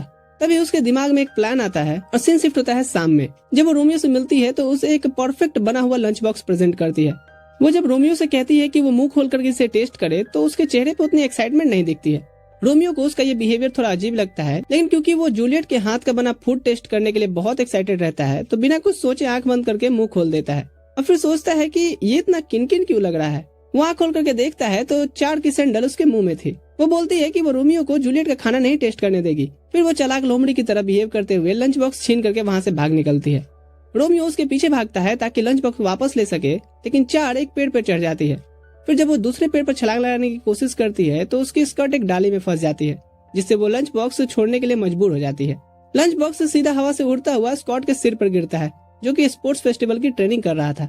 जूलियट तुरंत उसकी तरफ भागती है और माफी मांगते हुए बताती है कि वो लंच बॉक्स उसी का है, लेकिन बजाय उसे वापस देने के लिए वो ये मान लेता है कि जूलियट ने उसके लिए बनाया है और वो जबरदस्ती उसे खाने की जिद करने लगता है। तभी अचानक रोमियो उसे एक बेरहम लात मारता है और लंच बॉक्स वापस ले लेता है, लेकिन स्कॉट तुरंत खड़ा हो जाता है और उसे फाइट के लिए चैलेंज कर देता है। जूलियट उसे रोकने की कोशिश करती है, लेकिन वो कहता है कि अब वक्त आ गया है कि रोमियो को एक सबक सिखाया जाए। जैसे इनकी फाइट शुरू होती है, स्कॉट गलती से लंच बॉक्स छोड़ देता है, जिससे वो उड़ता हुआ उसके रिश्तेदारों के यहाँ पहुँच जाता है। रोमियो उसे लेने वाला होता है, लेकिन इससे पहले ही वो कुछ कर पाए सारे सुअर उसे चाट जाते हैं। अब रोमियो का उदास भरा चेहरा देख करके जूलियट को इतना बुरा फील होता है कि वो बता देती है कि वो लंच बॉक्स उसने नहीं बनाया, सेफ ने बनाया था। यह सुनकर रोमियो और भी ज्यादा डिप्रेस्ड हो जाता है, क्योंकि उसे यकीन नहीं होता कि एक सेफ के बनाए लंच बॉक्स के लिए वो इतनी मेहनत कर रहा था। जूलियट को अब तो उसके लिए और बुरा फील होने लगता है, इसलिए वो अपने जल चुके ही कुकीज उसके सामने पेश करती है। रोमियो खुशी खुशी उसे ले लेता है, जिस पर जूलियट उसे पहले ही वार्न करती है कि इसका टेस्ट काफी खराब होगा। लेकिन रोमियो कहता है कि उसे फर्क नहीं पड़ता, लेकिन वो जैसे ही एक कुकीज खाता है तो उसे महसूस होता है कि डायलॉग मारना और हकीकत फेस करना दोनों अलग अलग चीजें हैं। पर फिर भी वो उसे अच्छा बताने की कोशिश करता है, लेकिन वो तुम्हारी एक्स की तरह झूठ बोलने में उतना चालाक नहीं था। इसलिए जूलियट तुरंत उसका झूठ पकड़ लेती है और उसे इस बेकार सी एक्टिंग के लिए उसे एक मुक्का मारती है। इसके बाद उसी दिन रोमियो ग्राउंड में जाता है, जहाँ वो ब्लैक डॉगिस को स्पोर्ट्स फेस्टिवल के लिए ट्रेनिंग करते हुए देखता है। तभी मारू वहाँ आता है और बताता है कि रोमियो इस फेस्टिवल में पार्टिसिपेट नहीं कर सकता। यह सुनकर रोमियो शॉक्ड हो जाता है, जिस पर मारू से बताता है कि पिछले साल याद है ना कि हम तुम्हारी वजह से ही हारे थे, और फिर यहाँ पे दोनों में बहस छिड़ जाती है। लेकिन वो नोटिस नहीं करते कि हासुकी उन्हें दूर से देख रही होती है। तभी कुछ ब्लैक डॉग्स की लड़कियां हासुकी के पास आती हैं और उसे एडवाइस देती हैं कि उसे एमवीपी बनने की कोशिश करनी चाहिए, ताकि वो क्लोजिंग पार्टी में रोमियो के साथ डांस कर सके। उनके मुताबिक एमवीपी बन करके जिसके साथ वो डांस करेगी, वो दोनों आखिरकार में कपल बनेंगे। हासुकी को इस बात पर ज्यादा भरोसा नहीं होता है, लेकिन फिर भी लड़कियां रोमियो को बुलाती हैं और उससे पूछती हैं कि क्या अगर हासुकी एमवीपी बनेगी तो उसके साथ डांस करेगा। और हमेशा की तरह रोमियो अपने स्टूपिड नेचर में कहता है कि हाँ बिल्कुल। कुछ देर बाद कुछ सुन करके रोमियो स्कॉट के बीच लड़ाई शुरू हो जाती है, क्योंकि व्हाइट कैट्स ब्लैक डॉगिस के खिलाफ एक इंसल्टिंग सॉन्ग गा रहे थे, जिससे उनका ध्यान ट्रेनिंग से भटक रहा होता है। इस पर स्कॉट रोमियो से कहता है कि वो यहाँ से चला जाए और कोई और काम ढूंढे, क्योंकि उसे पता है कि रोमियो तो स्पोर्ट्स फेस्टिवल में हिस्सा नहीं लेने वाला। यह सुनकर रोमियो गुस्से में आकर के स्कॉट को पंच मारने की कोशिश करता है, लेकिन तभी एक पीले बालों वाली लड़की जिसका नाम सोमाली है उसका पंच रोक देती है और वो इस पर काफी एक्साइटेड फील करती है कि उसने रोमियो का पंच रोक लिया। लेकिन जब इस बारे में एक लड़के एबी को बताने जाती है तो उसे डांट देता है कि उसने रोमियो और स्कॉट की लड़ाई में इंटरफेयर क्यों किया, और रोमियो बस दोनों को घूरता रहता है कि अब ये दोनों नमूने कौन है। इसके बाद एबी जूलियट के सामने घुटनों पर बैठकर पूछता है कि अगर वो एमवीपी बने तो क्या वो उसके साथ डेट पर जाएगी। यह सुनकर जूलियट उसका हाथ झटक देती है और कहती है कि वो किसी भी ऐसे वैसे लड़के को डेट नहीं करती। लेकिन एबी को इससे कोई फर्क नहीं पड़ा था।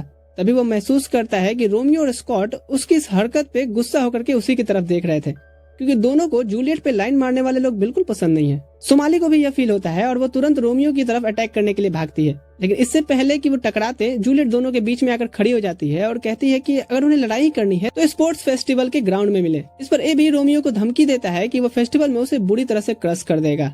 रात में जूलियट रोमियो को एक मैसेज भेजती है जिसमें वो उसे अगले दिन सुबह फील्ड में मिलने के लिए बुलाई थी ताकि वो उसके साथ 3 पैरों की रेस की प्रैक्टिस कर सके। यह सुनकर तो रोमियो एक्साइटेड होने लगता है। अगले दिन जब वो जूलियट के साथ फील्ड में मिलता है और जैसे ही वे अपने पैर को बांधते हैं उन्हें एहसास होता है कि उनकी हाइट डिफरेंस एक प्रॉब्लम है। लेकिन जूलियट किसी भी हालत में प्रैक्टिस करना चाहती थी, इसलिए वो रोमियो का हाथ पकड़ के अपने कमर पर रख देती है जिससे कि वो उसे उठा सके। पर बेवकूफ रोमियो को इतनी खुशी नाक से हजम नहीं होती। इसके बाद वो दोनों ट्रेनिंग करना शुरू करते हैं और धीरे धीरे उनकी स्पीड सही हो जाती है, जिससे जूलियट काफी खुश होती है। फिर वो रिवील करती है कि उसे रोमियो को यहाँ बुलाने का असली कारण सिर्फ रेस की प्रैक्टिस नहीं था, बल्कि उसे रोमियो का खोया हुआ कॉन्फिडेंस वापस लाना था। वो कहती है कि उसे पता है कि पिछली बार 100 मीटर रेस में वो हार गया था और काफी डिस्करेज हो गया था, लेकिन इस साल वो पहले से बेहतर कर सकता है।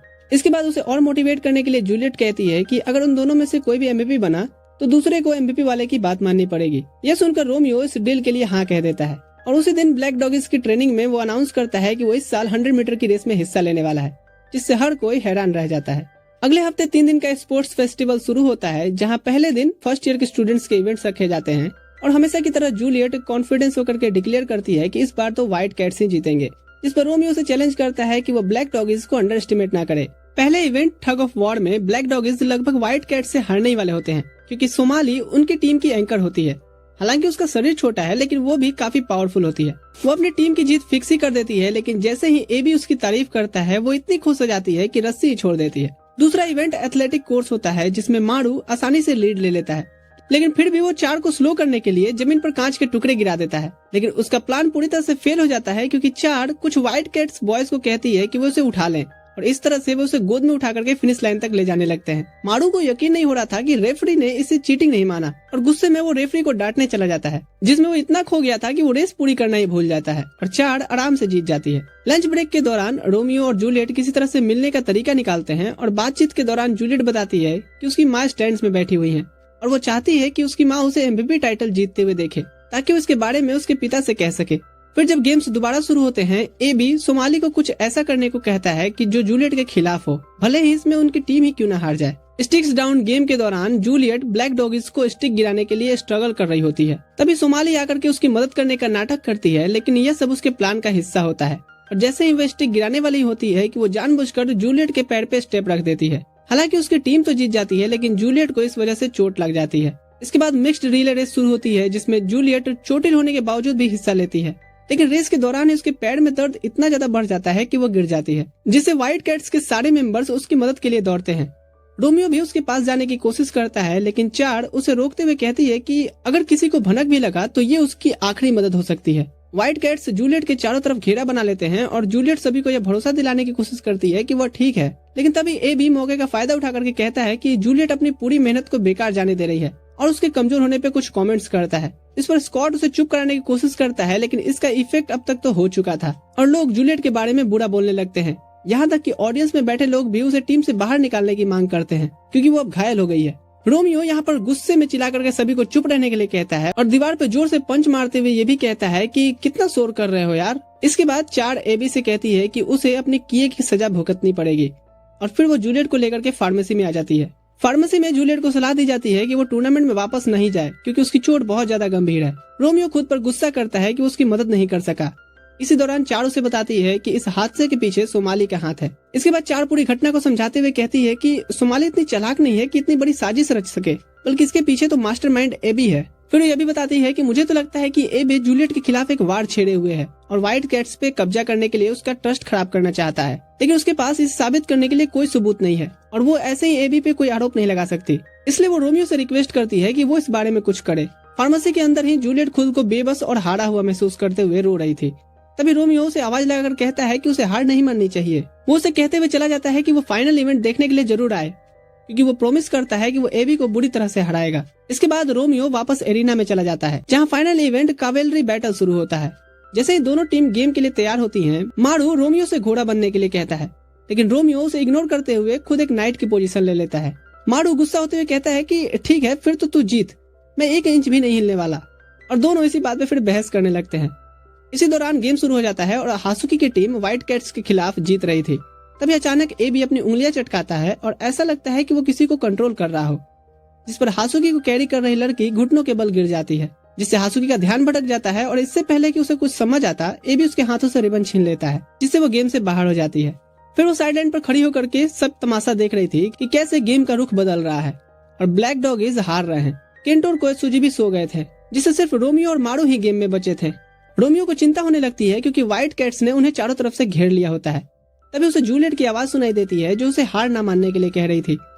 जैसे वो उस दिशा में देखता है तो वो चौंक जाता है कि जूलियट उसे वहाँ चीयर कर रही है, लेकिन मारू को लगता है कि वो उसे चीयर कर रही है, तो वो जोश में आ जाता है। यहाँ पे स्कॉट रोमियो का रिबन छीनने की कोशिश करता है, लेकिन मारू अपने अंदर के पावर को जगा लेता है और तेजी से आगे बढ़ता है। रोमियो तभी स्कॉट का रिबन छीन लेता है और इसके बाद दोनों बेहतरीन टीम वर्क दिखाते हैं और व्हाइट कैट्स की बाकी टीम्स को बाहर कर देते हैं, जिससे सिर्फ अब एबी की टीम बचती है। एबी उन्हें घमंड ना करने की चेतावनी देता है और दावा करता है कि उसकी टीम जरूर जीतेगी, लेकिन जल्दी उसे एहसास हो जाता है कि उसने ये बात बहुत जल्दी बोल दिया, क्योंकि उसकी टीम के 2 नक्कारे को केंटो और काएत्सुजी ने तो बेअसर कर दिया है। एबे रेफरी की ध्यान खींचने की कोशिश करता है, लेकिन मारू उसे चुप रहने के लिए कहता है और इसके बाद वो खुलासा करता है कि एबी ने वाटर बॉय को पैसे देकर के ब्लैक डॉगीज की पानी में स्लिपिंग ड्रॉप्स मिलाया था। मारू ही अकेला था जिसने ये बात को नोटिस किया और अपने दोस्तों को बताया। इसके बाद उन्होंने वाटर बॉय को तब तक टॉर्चर किया जब तक उसने सब कुछ सच नहीं उगल दिया। मारू बताता है कि उसने ये बात रिपोर्ट नहीं की क्योंकि उसे मजा आता है जब कोई अपने ही बनाई जाल में खुद फंसता है। सुमाली मारू को बताती है कि एबी इतनी आसानी से नहीं हारेगा और फिर वो किक मारने की कोशिश करती है, लेकिन रोमियो हवा में ही उसका पैर पकड़ लेता है। इसके बाद वो एबी से कहता है कि उसे अपनी चालबाजियों पर निर्भर रहना बंद करना चाहिए और उसे एक असली मर्द की तरह लड़ना चाहिए।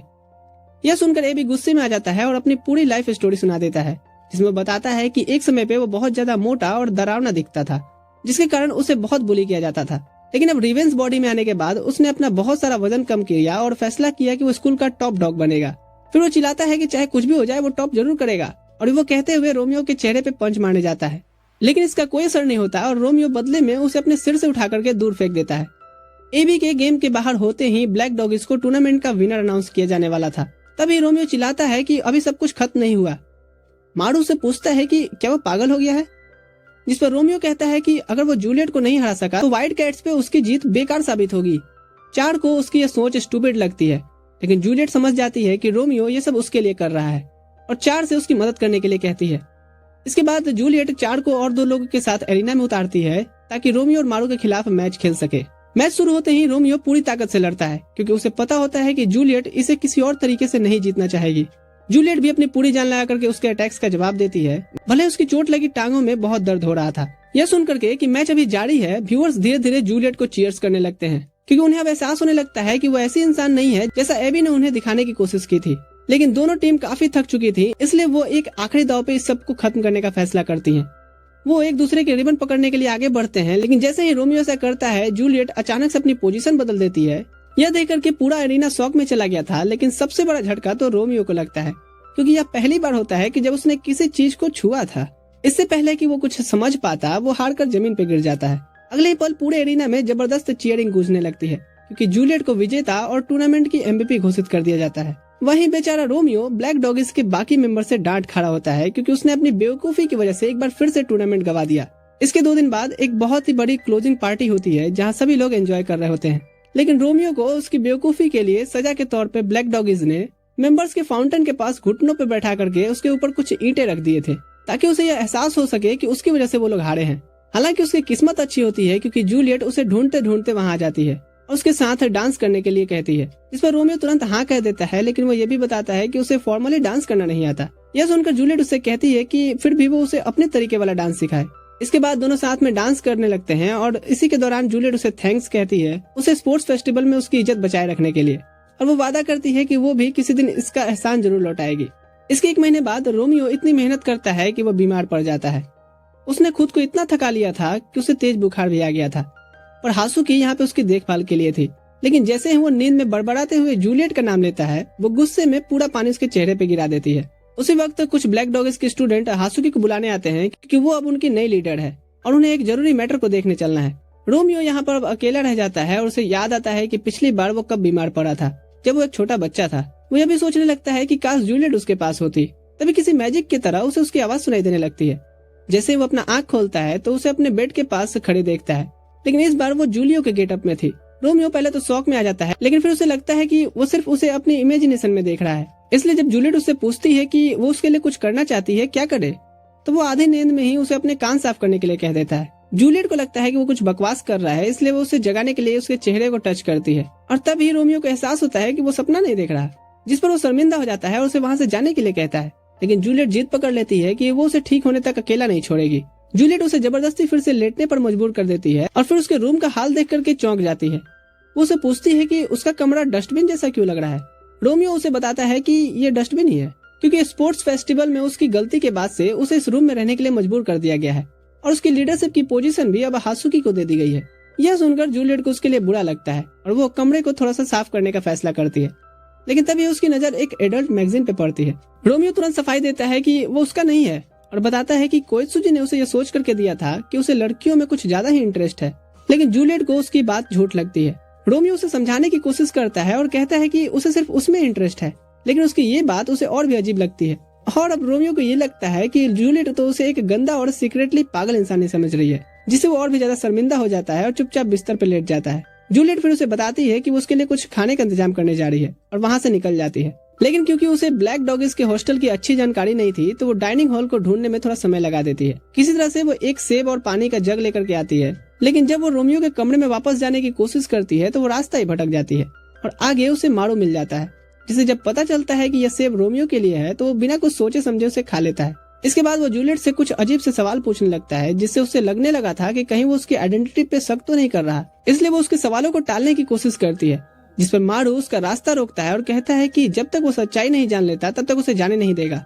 ये सुनते ही डर के मारे जूलियट उसके ऊपर ट्रे फेंक देती है, जिससे मारू पूरी तरह से भीग जाता है और जूलियट यहाँ से तेजी से भाग निकलती है। लेकिन उसे समझ नहीं आ रहा था कि जाना कहाँ है। तभी उसे एक खुला दरवाजा दिखता है और वहाँ छुपने के इरादे से चली जाती है। लेकिन उसे बाद में एहसास होता है कि वो तो गलती से गर्ल्स बाथरूम में घुस गई है। जैसे ही वो बाथ टब में गिरती है, वहाँ मौजूद लड़कियाँ उसे लड़का समझ के चिल्लाने लगती हैं, जिससे घबरा करके जूलियट भागते हुए सीधा रोमियो के कमरे में आ जाती है। रोमियो उसे पूरी तरह से भींगा हुआ देख करके हैरान रह जाता है, तो वो उसे अपने कपड़े बदलने के लिए दे देता है। जूलियट उसे दीवार की तरफ देखने के लिए कहती है ताकि वो आराम से कपड़े बदल सके।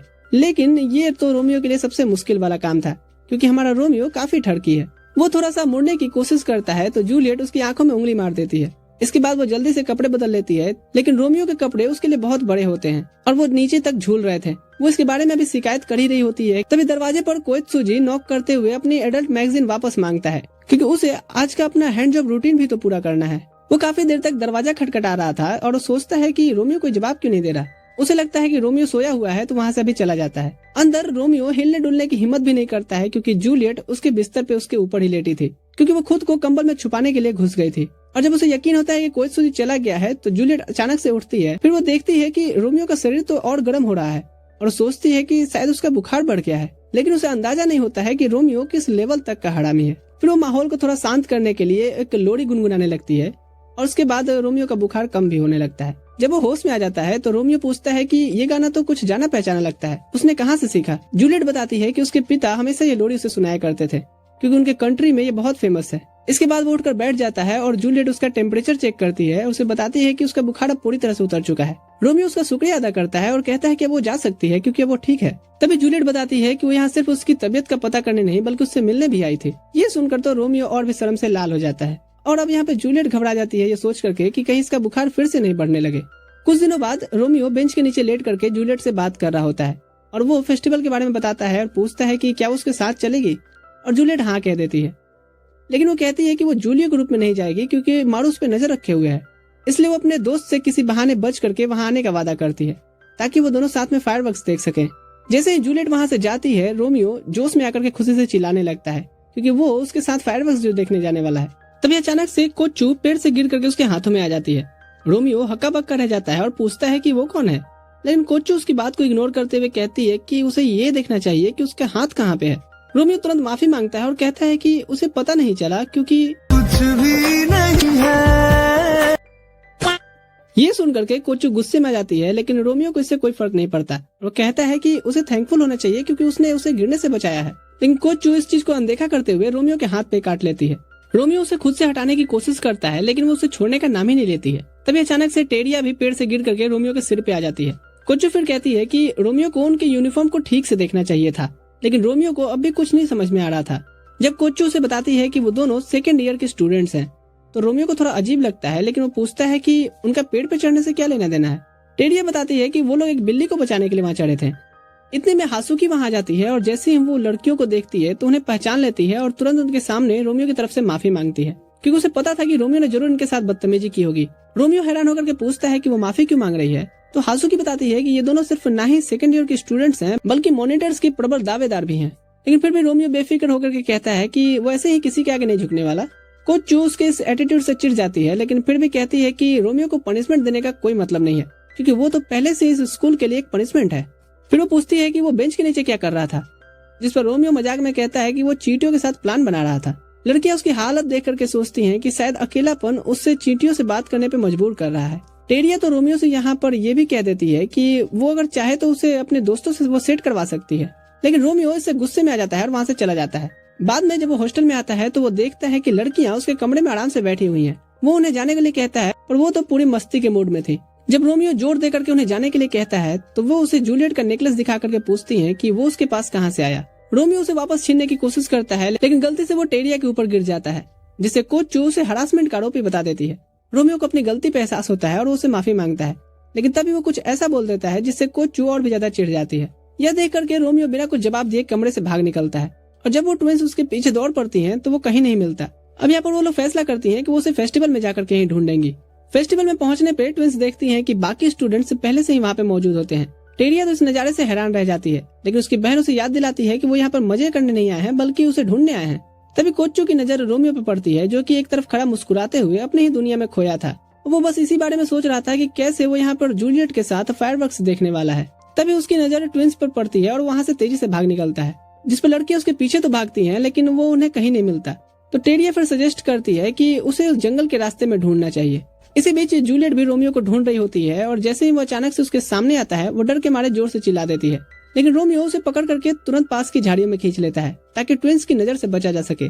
पर वो गलती से एक लकड़ी पे पैर रख देता है, जिससे ट्विंस को उसके छुपे होने का अंदाजा लग जाता है। उसी वक्त वहाँ पे पास में कुछ गाय भी खड़ी होती हैं, तो रोमियो और जूलियट उनके पीछे जाकर के छिप जाते हैं। इसके बाद वे और भी कई अजीब और स्टूपिड तरीके अपनाते हैं ट्विंस से बचने के लिए, जिसमें कभी लेक में कूदकर तैरते हैं, कभी जंगल में टार्जन की तरह झूलते हैं, कभी कांच की खिड़की तोड़ करके अंदर घुसते हैं, और कभी तो फेस्टिवल में इधर उधर पागलों की तरह भागते रहते हैं।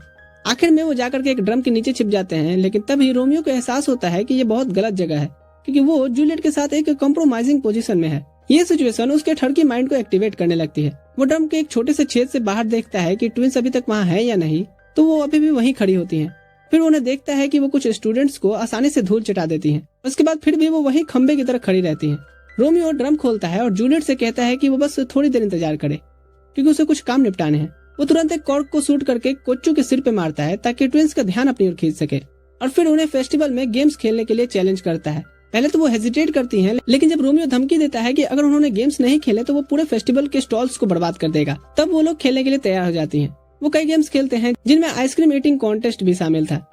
जब गेम्स खत्म होते हैं तो कोच्चो को थोड़ा दुख होता है कि ये सब इतनी जल्दी क्यों खत्म हो गया, लेकिन रोमियो से कहता है कि उनकी अब हार की यही सजा होगी कि वो जब चाहे उसके साथ दोबारा खेल सकते हैं। यह सुनकर तो कोच्चो की खुशी लौट आती है। फिर रोमियो उन्हें बताता है कि उसने उनकी क्लास के बाकी बच्चों से पूछा और उसे पता चला कि उनके कोई दोस्त नहीं है, और वो बताता है कि उसने ये चैलेंज इसलिए उन्हें दिया था ताकि वो भी फेस्टिवल बाकियों की तरह एंजॉय कर सके। और जब लड़कियां यहाँ से चली जाती हैं, तब रोमियो को अचानक से याद आता है कि उसने जूलियट को तो ड्रम में ही छोड़ दिया है। वो तुरंत वापस से दौड़ता है ताकि फायरवर्क्स शुरू होने से पहले वो उसके पास पहुंच सके, लेकिन अफसोस कि वो मिल्खा सिंह नहीं है, और पहुंचते पहुंचते फायरवर्क्स शुरू हो जाते हैं। फेस्टिवल खत्म होने के बाद वो जूलियट को ड्रम से बाहर निकालता है और उससे माफी मांगता है, लेकिन जूलियट कहती है कि उस पर गुस्सा नहीं है। इस पर रोमियो सजेस्ट करता है कि वे कुछ फुलझड़ियां ही जलाएं ताकि कम से कम एक साथ कुछ वक्त बिता सके। कुछ हफ्तों बाद रोमियो ट्विंस को कुछ कामों में उलझा करके रखता है ताकि वो टाउन जाकर जूलियट के लिए बर्थडे गिफ्ट खरीद सके। टाउन पहुंचने पर वो एक सफेद रंग की सॉफ्टवेयर देखता है जो उसे जूलियट के लिए परफेक्ट गिफ्ट लगती है। वो उसे लेने के लिए हाथ बढ़ाता है, लेकिन उसी समय चार भी उसे पकड़ लेती है। दोनों उस पर अपनी पकड़ मजबूत कर लेते हैं और खींचने लगते हैं जब तक कि वो फट नहीं जाती। अब दोनों एक दूसरे को इसके लिए दोष देने लगते हैं। उनकी बहस तब तक चलते रहती है जब तक कि एक पुलिस ऑफिसर वहां आकर इन्हें टोकता नहीं है। वो आदमी इन्हें जरूरत से ज्यादा शोर करने के लिए डांट रहा था, लेकिन जैसे उसे पता चलता है कि वो लड़की चार है तो वो तुरंत माफी मांग लेता है। फिर उसे बताता है कि इस शहर में 21 अपराधी घूम रहे हैं और उसे सलाह देता है कि स्कूल वापस चली जाए क्योंकि उसके साथ अभी कोई बॉडीगार्ड नहीं है। लेकिन चार कहती है कि उसके पास बॉडीगार्ड है और झट से रोमियो का हाथ पकड़ के उसके पास की एक दुकान में घसीट ले जाती है। जब वे दुकान से बाहर निकलते हैं तो रोमियो को एक यूनिफॉर्म में पहने हुए देखा जा सकता है। पुलिस ऑफिसर इस पर ऑब्जेक्शन लगाने की कोशिश करता है, लेकिन चार पूरी जिद पर अड़ी रहती है और कहती है कि रोमियो ही उसका बॉडीगार्ड है। वो फिर एक गली से होकर के बातें करते जा रहे थे जहाँ रोमियो कहता है कि उसे बार्बी डॉल की तरह ट्रीट किया जाना बिल्कुल पसंद नहीं है। चार कहती है कि उसके पास और कोई चॉइस नहीं थी, जिस पर रोमियो कहता है कि वो अब और उसके साथ नहीं रहेगा और जाने के लिए मुड़ता है। लेकिन तभी चार उसे रोक करके कहती है कि अगर वो रुकेगा तो उसे वो बताएगी कि जूलियट को बर्थडे पर क्या गिफ्ट चाहिए। यह सुनकर रोमियो वापस आ जाता है। टाउन में थोड़ी देर घूमने के बाद वे एक स्टोर में आते हैं और रोमियो दिखाने की कोशिश करता है कि उसे कोई इंटरेस्ट नहीं है उसे लॉन्ज वेयर देने का। लेकिन जब चार उसे कुछ आइटम्स उठाकर के ये बताने लगती है कि ये जूलियट पर कितने अच्छे लगेंगे तो रोमियो इतना ज्यादा एक्साइटेड हो जाता है कि उसका नलका बहने लगता है। लेकिन फिर भी चार उसे बिना रुके और भी चीजें चुनती रहती है। थोड़ी देर बाद जब वे स्टोर से बाहर निकलते हैं तो बारिश शुरू हो जाती है, जिससे बचने के लिए वे एक जगह पे छिपने आते हैं और बारिश रुकने का इंतजार करते हैं। चार यहाँ पे अपनी ब्लेजर उतार करके उसे झाड़ने लगती है, लेकिन ये सही से नहीं कर पाती। इस पर रोमियो उसकी मदद करता है, लेकिन ज्यादा जोर लगाने पे उसकी ब्लेजर के कई हिस्से फट जाते हैं। चार इस पर उसे खूब डांटती है, लेकिन रोमियो तो बस उसे वापस पहनने के लिए कहता है क्योंकि अब वो उसे आई कांटेक्ट भी नहीं कर पा रहा था, क्योंकि गीले होने की वजह से चार के शर्ट के अंदर से चीजें क्लियर विजिबल थी। चार यहाँ पे उसके साथ फ्लर्ट करती है कि उसका ठड़कपन तो काफी एक्सपीरियंस लोगों के जैसा लग रहा है और अगर वो जूलियट से ब्रेकअप कर ले तो वो अपना सारा ठड़कपन उस पर निकाल सकता है। जिस पर रोमियो कहता है कि वो हवस का नहीं बल्कि प्रेम का पुजारी है। इस बात पर चार को गुस्सा आ जाता है और वो उसे जोर से लात मारती है। बारिश अब रुक चुकी होती है तो वो कहती है कि उसे बॉडीगार्ड सर्विस की जरूरत नहीं है और वहाँ से चली जाती है। इसके बाद जब वो टाउन के एक सुनसान एरिया में पहुंचती है तभी दो अचानक से अपराधी उस पर अटैक कर देते हैं। उनमें से एक उसे पकड़ने की कोशिश करता है, लेकिन चार उसे आसानी से गिरा देती है और फिर वो जैसे ही दूसरे को समझा रही होती है कि सिर्फ एक लड़की समझकर वो उसे अंडर एस्टिमेट ना करे, तभी वहाँ रोमियो आ जाता है और दूसरा आदमी रोमियो को देख करके राहत की सांस लेता है क्योंकि रोमियो के कपड़े से उसे लगता है कि वो उन्हीं का आदमी है। वो रोमियो से मदद की उम्मीद करता है, लेकिन रोमियो बिना कुछ कहे उसका सिर पकड़कर सीधे दीवार में दे मारता है, जिस पर चार उसे देखती है और पूछती है कि उसने उसकी मदद क्यों की। रोमियो से बताता है कि उसने ऐसा सिर्फ इसलिए किया क्योंकि अगर उससे कुछ हो जाता तो जूलियट को बहुत बुरा लगता। यह सुनकर चार को शौक लगता है, पर वो अगले पल ही फिर जोर जोर से हंसने लगती है। बाद में शाम के समय चार उसे आकर के बताती है कि जूलियट अपना बर्थडे उसके साथ सेलिब्रेट करना चाहती है और वो कहती है कि इस बात से वो रोमियो से बहुत जेलस है। ये कहते हुए उसे एक शॉपिंग बैग पकड़ा करके वहाँ से चली जाती है। जब रोमियो बैग को खोलकर देखता है तो शॉक रह जाता है क्योंकि उसमें एक ब्रा होती है। उस रात जब रोमियो अपने हॉस्टल से बाहर पहुंचता है तभी जूलियट का एक मैसेज एरो उसके पास आकर गिरता है। वो मैसेज पढ़ता है और लाइब्रेरी में उसे मिलने चला जाता है।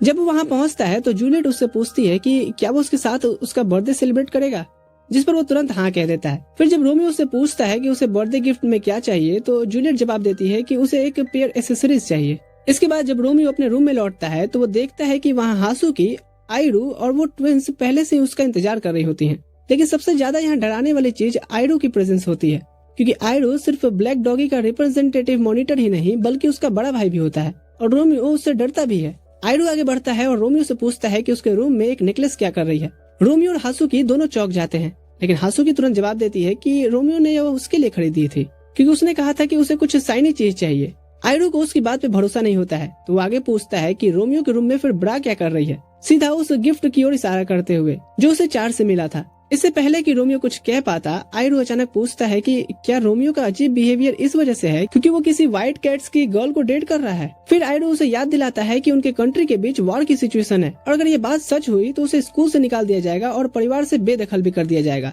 अचानक से आयरू रोमियो की कॉलर पकड़कर उसे हवा में उठा देता है जैसे कि वो कुछ भी ना हो। यह देख करके टेरिया तुरंत रोमियो से लिपट जाती है, यह उम्मीद करते हुए कि शायद आयरू उसे छोड़ देगा। लेकिन जब आयरू उसे छोड़ने से मना करता है तो कोच्चू गुस्से में उसे एक पंच मारती है और रोमियो को छोड़ने की डिमांड करती है। इस पर आयरू उसे छोड़ तो देता है, लेकिन कहता है कि रोमियो अब एक हफ्ते तक उसकी निगरानी में रहेगा और तभी फ्री होगा जब उस पर से सारे शक खत्म हो जाएंगे। रोमियो इस फैसले से खुश नहीं होता है क्योंकि जूलियट का बर्थडे ठीक एक हफ्ते बाद आने वाला है और वो उसे निराश नहीं करना चाहता। अगले दिन जूलियट खुद कुकीज बनाती है और जब सेफ उसे चखती है तो वो कहती है कि हाँ ये डिलीशियस है। अपने इस अचीवमेंट पर प्राउड फील करते हुए जूलियट कुकीज को स्कूल ले आती है और वहाँ पे वो स्कॉट को देती है। यहाँ पर जब स्कॉट भी उसकी तारीफ करता है तो जूलियट को बहुत खुशी होती है, क्योंकि यह पहली बार होता है कि जब उसने कुछ ऐसा बनाया है जो वाकई में खाने के लायक था। लेकिन तभी वो देखते हैं कि कुछ स्टूडेंट्स ये कह रहे होते हैं कि रोमियो को स्कूल के मॉनिटर्स के साथ घूमते हुए देखा गया है। ये सुनते ही वे सब जाकर के चेक करने का फैसला करते हैं। इधर रोमियो से कोच्चू पूछ रही होती है कि उसका भाई और वो इतने क्लोज क्यों नहीं है, जिस पर रोमियो समझाता है कि भले लोग उसके भाई को एक जेंटल जायंट मानते हों, लेकिन उसके लिए वो हमेशा एक बड़ा सिरदर्द रहा है। फिर वो अपने साथ हुए कुछ टॉर्चर्स के बारे में बताता है, जिसमें उसके भाई ने उसके प्रैंक करने पे पिटाई कर दी थी और यहाँ तक कि गलत जवाब देने पे बेल्ट से भी मारा था। समय बीतता जाता है और आयरू अपने वादे पर कायम रहते हुए रोमियो को हर जगह अपने साथ रखता है, जिससे रोमियो को जूलियट से मिलने का टाइम तक नहीं मिल पाता। एक दिन जब दोनों भाई एक इंटेंस ट्रेनिंग सेशन के बाद बाहर निकलते हैं तो हासुकी थके हुए रोमियो को उसके हॉस्टल तक पहुँचाने में मदद करती है। रास्ते में वो उसे हिम्मत देने की कोशिश करती है, लेकिन रोमियो से बताता है कि वो बस अपने भाई को बेवकूफ बना रहा है ताकि वो सोचे कि वो काबू में आ गया है। हासुकी उसे रोकने की कोशिश करती है और उसे याद दिलाती है कि अगर उसका भाई कुछ भी गलत पाएगा तो उसे स्कूल से ही निकाल देगा, लेकिन रोमियो पूरी कॉन्फिडेंस के साथ कहता है कि ऐसा कभी नहीं होगा। उस रात जूलियट के बर्थडे के ठीक एक दिन पहले रोमियो अपने हॉस्टल से भागने की कोशिश करता है ताकि वो जूलियट से मिल सके, लेकिन आयरू को इस बात का पहले से ही अंदाजा होता है कि रोमियो ऐसा करेगा, इसलिए वो हॉस्टल के गेट के बाहर उसका इंतजार कर रहा था। जैसे ही रोमियो बाहर आता है, आयरू उसे वापस लौटने का ऑर्डर देता है। यहाँ पर रोमियो मना कर देता है, जिस पर आयरू उसकी बुरी तरह से पिटाई कर देता है। जब रोमियो पूरी तरह से लथपथ हो जाता है तो आयरू उसे एक शेड में फेंक देता है और उसे लॉक कराता है ताकि वो अपने किए पर थोड़ा सोचे। लेकिन कुछ ही देर बाद वहाँ पर ट्विंस आती हैं और शेड का लॉक खोल देती हैं और वो बताती हैं कि सब कुछ रोमियो की प्लान के मुताबिक हुआ है। दरअसल कुछ घंटे पहले ही रोमियो उनसे मिला था और उन्हें इस भागने की प्लानिंग में शामिल कर लिया था। रोमियो उन्हें बचाने के लिए थैंक्स कहता है, लेकिन कोच्चू उसे चेतावनी देती है कि अगर वो जल्दी वापस नहीं आया तो आयरू उनकी जान ले लेगा, जिस पर रोमियो तेजी से फाउंटेन की ओर दौड़ लगाता है जहां जूलियट उसका इंतजार कर रही होती है। लेकिन थोड़ी देर बाद रोमियो को हल्का चक्कर फील होने लगता है और वो अचानक से गिरने ही वाला था कि तभी उसे एहसास होता है कि वो जूलियट की गोद में है। तो वो पूछता है कि वो यहाँ क्यों आई और फाउंटेन पे क्यों नहीं है, जिस पर जूलियट उसे बताती है कि वो यहाँ उसे रोकने आ रही थी क्योंकि हासुकी ने उसे सब कुछ बता दिया था। जब जूलियट खुद को उसकी इस कंडीशन का जिम्मेदार मानते हुए रोने लगती है तो रोमियो उसे समझाने की कोशिश करता है कि सब कुछ ठीक हो जाएगा, लेकिन जूलियट को उस पर यकीन नहीं होता है और वो बार बार माफी मांगती रहती है। अगले दिन रोमियो जूलियट से बात करने की कोशिश करता है और उसे हॉल के एक कोने में रोकता है, लेकिन जूलियट उसे धक्का देकर गिरा देती है और कहती है कि वो उसे देखना नहीं चाहती। इसके बाद वो वहाँ से चली जाती है और रोमियो जमीन पर ही पड़ा रहता है जब तक कि हासुकी गलती से क्लास जाते वक्त उसके ऊपर पैर नहीं रख देती है। रोमियो का चेहरा सफेद पड़ चुका था और वो किसी भी तरह से रिस्पॉन्स नहीं कर रहा था, जिससे हासुकी उसे मेडिकल रूम में ले आती है। होश में आने के बाद रोमियो उसे सब कुछ बताता है, जिस पर हासुकी कहती है कि वो जूलियट के डिसीजन के साथ है, लेकिन वो देखती है कि रोमियो कितना ज्यादा डिप्रेस्ड हो चुका है, तो फिर वो उसे पूरा दिन क्लास स्किप करा के और रिलैक्स करने का सुझाव देती है। इसके बाद दोनों गेम्स खेलते हैं और फिर फार्म्स में जाकर के भेड़ों को सहलाने की भी कोशिश करते हैं, लेकिन रोमियो से तो सब भेड़ भी अब दूर भागने लगे थे।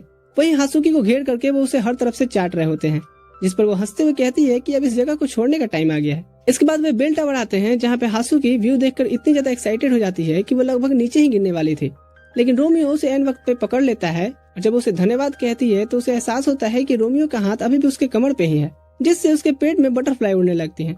घबरा करके वो खुद को दूर कर लेती है और बार बार अपना सिर दीवार पे मारने लगती है जब तक कि उसके सारे ख्याल नहीं मिट जाते। रोमियो कहता है कि अब उन्हें हॉस्टल लौटना चाहिए, लेकिन जब हासुकी कहती है कि वो दोबारा भी इस जगह पे आना चाहेगी तो रोमियो को अचानक से जूलियट की याद आ जाती है और वो फिर दुखी हो जाता है। उधर जूलियट का हाल भी कमरे में बैठे ऐसे ही था, क्योंकि वो रोमियो को नहीं देख पा रही थी। तभी चार अंदर आती है और उसे कई बार पुकारती है, तब जाकर के जूलियट ध्यान देती है। जैसे ही जूलियट अपनी गहरी सोच से बाहर आती है, चार की नजर उन कुकीज पे जाती है जो जूलियट पिछली रात रोमियो को देने वाली थी। चार उससे पूछती है कि वो अभी तक उन कुकीज को क्यों रखे हुए है, जिस पर जूलियट झूठ कहती है कि उसने ये खुद के लिए रखा है। चार को उसकी बात पर यकीन नहीं होता और वो उसे सच बताने के लिए कहती है। जूलियट यहाँ कहती है कि उसने रोमियो को दुखी किया है। जब वो पूरी बात बताती है तो उसकी आंखों से आंसू छलकने लगते हैं और वो आखिरकार ये मान ही लेती है कि वो रोमियो से दूर नहीं रह सकती। कुछ देर बाद चार रोमियो को ढूंढने के लिए निकलती है और उसे हासुकी के साथ देखती है। अब यहाँ पर चूंकि चार को ड्रामा क्रिएट करने में मजा आता था, तो वो अचानक से हारुयो को थप्पड़ मारते हुए कहती है कि अगर उसने अपने इन दोनों दिमागों का इस्तेमाल पहले करके रोमियो को अपने जाल में फंसा ले रहती तो जूलियट को आज इतना दुख नहीं सहना पड़ता। इसके बाद वो कुकीज निकाल करके रोमियो को दे देती है और कहती है कि जूलियट ये उसे कल देना चाहती थी। रोमियो उन्हें चुपचाप ले लेता है, जिस पर चार कहती है कि अब वो जूलियट का बर्थडे पार्टी के लिए तैयार हो जाए। चार के जाने के बाद रोमियो कुकीज का एक टुकड़ा खाता है और उनकी मिठास महसूस करते ही उसकी आंखों में आंसू आ जाते हैं। फिर वो हासुकी से पूछता है कि क्या वो इस साल भी जूलियट की बर्थडे पार्टी में घुसने के लिए तैयार है, जिस पर हासुकी झट से हाँ कह देती है। इस बीच जूलियट कैंट से मिलने जाती है, जो व्हाइट कैट्स का स्टूडेंट रिप्रेजेंटेटिव होता है, लेकिन वो कुछ कह पाती इससे पहले ही एक स्टूडेंट भागते हुए अंदर आता है और बताता है कि ब्लैक डॉगिज ने उनके हॉस्टल पर अटैक कर दिया है। तुरंत ही जूलियट बाहर जाने की कोशिश करती है, लेकिन कैंट उसे रोकते हुए कहता है कि वो लोग उसे ही टारगेट कर रहे हैं, इसलिए उसका बाहर जाना ठीक नहीं है। नीचे रोमियो और उसकी गैंग की डिमांड होती है कि जूलियट खुद आकर बाहर मिले, लेकिन तभी स्कॉट कुछ व्हाइट कैट स्टूडेंट्स के साथ आता है जो भी अपने हाथ में पाइज लिए खड़े होते हैं, और देखते ही देखते पाई वॉर शुरू हो जाती है। रोमियो इस फालतू की लड़ाई में शामिल नहीं होता और धीरे धीरे जूलियट को ढूंढने निकलता है, लेकिन क्योंकि वो व्हाइट कैट के हॉस्टल से अनजान रहता है तो उसे कुछ समझ नहीं आता कि जाना कहाँ है। तभी सोमाली अचानक से छत से कूद करके उसे पकड़ लेती है और रोमियो तुरंत समझ जाता है कि ये है तो एबी भी आसपास ही होगा। वो ऊपर की तरफ देखता है तो उसे बस एक लाल बालों वाला भिखारी दिखता है। ध्यान से देखने पर उसे एहसास होता है कि वो एबी ही है।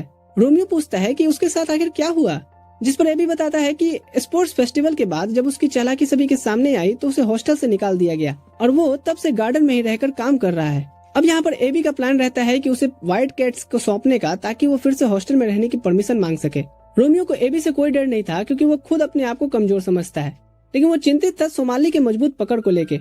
तभी उसे ध्यान आता है कि सोमाली एबी की दीवानी है, तो वो इस कमजोरी का फायदा उठाता है और वो सोमाली से कहता है कि एबी उससे जेलस हो रहा है क्योंकि वो रोमियो को इतनी जोर से पकड़ बैठी है। सोमाली उसकी बात पर तुरंत यकीन कर लेती है और रोमियो को छोड़ करके एबी से चिपक जाती है। इसका फायदा उठा करके रोमियो ऊपर की तरफ दौड़ता है और 3rd फ्लोर पर पहुंच जाता है, लेकिन वहाँ उसे कुछ व्हाइट कैट स्टूडेंट्स घेर लेते हैं।